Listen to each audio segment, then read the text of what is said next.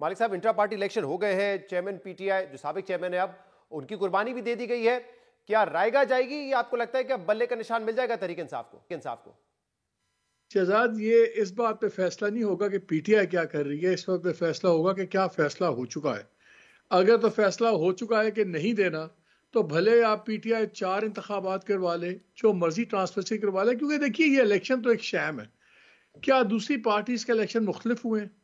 क्या वहां पे हमें नहीं पता प्री डिस्पोज क्या होता है? वहां पे अनअपोज इलेक्टेड नहीं होते।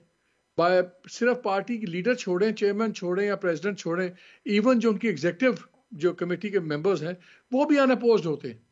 इसलिए ये एक ड्रामा है। और जिन हालात में इलेक्शन कराने का कहा गया है पीटीआई को, हम कल भी मैं एक बात कर रहा था शो के अंदर कि जो कह रहे हैं कि जी, कल कोई बात कर रहा था कि जी वोटर्स कहाँ थे, वोटर्स नजर नहीं आए।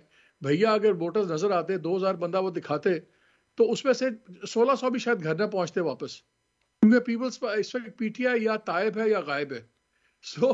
इसलिए आई थिंक ये तो एक उन्होंने भी एक बस एक फॉर्मेलिटी पूरी की है। ये उनके करने ना करने के फैसले नहीं है। ये अगर फैसले कहीं हुए में है तो फिर ये सिर्फ एक मोडालिटी है, जिसके एक मोशंस हैं तमाम चीजों के। लेकिन मालिक साहब, फिर ये ईसीपी पे कैसे रिफ्लेक्ट करेगा? क्योंकि ईसीपी की जिम्मेदारी है free and fair transparent election करवाना। अब एक फॉरेन फंडिंग का मामला था, वो फैसला तहरीक इंसाफ के खिलाफ आया। तहरीक इंसाफ पहले ही कहती रही है कि पीपल्स पार्टी और पीएमएलएन की फंडिंग के हवाले से हमने केस किया हुआ है, वो केस तो चलता ही नहीं है। और अब अगर पीटीआई वाहिद ऐसी पार्टी बनती है जिसके इलेक्शंस को आप एक नहीं 2 मरतबा नल एंड वॉइड करार देते हैं, उनको सिंपल नहीं देते, तो ईसीपी पे कैसे रिफ्लेक्ट करेगा ये इलेक्शन? देखिए, अनफॉर्चुनेटली आपको याद है ना, जब ये चीफ इलेक्शन कमिश्नर की बहस चली थी, तो बाद में खुद गवर्नमेंट ने डिसोन कर दिया था। इमरान खान साहब की गवर्नमेंट ने, उन्होंने कहा था कि जी हमें तो कहीं से आया था, यानी कि पिंडी से लगवाया था इन्होंने। ना ही ईसीपी वालों ने किसी को इलेक्शन लड़ना है। पाकिस्तान में अब पर्सनल क्रेडिबिलिटी का कोई इशू नहीं रहा। आप और मैं क्या सोचते हैं ईसीपी के बारे में या सीईसी के बारे में, I don't think it matters. I think वहां पर सिर्फ ये मैटर करता है कि पावरफुल सर्कल्स उनके बारे में क्या सोचते हैं। यहाँ पे आपकी इज्जत इस बात पे नहीं होती कि आप कितने करेक्ट हैं, एथिकली कितने करेक्ट हैं। आपकी इस मुल्क में इज्जत इस बात पे होती है कि आप दूसरे को कितना बेइज्जत कर सकते हैं, या आप किस हद तक यूटिलिटी अपनी साबित कर सकते हैं।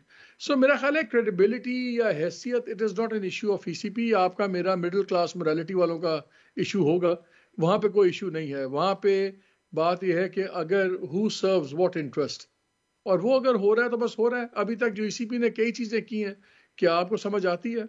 जिस तरह इलेक्शन का जो तमाशा बना 90 डेज वाला, वो ईसीपी की जिम्मेदारी नहीं थी। अगर ये प्रेसिडेंट ने बुलाया, मिलने की बात की, वो ईसीपी की जिम्मेदारी। वो तो बाकायदा सुप्रीम कोर्ट के फैसले में भी उसका जिक्र है, और उससे ज्यादा तो जस्टिस अतर मिनुल्लाह साहब ने जिक्र किया था उसका। जी, तो खाली हम we are just trying to have a discussion ना, कि क्या होना चाहिए। जो हो रहा है उसकी बात करें शहजाद।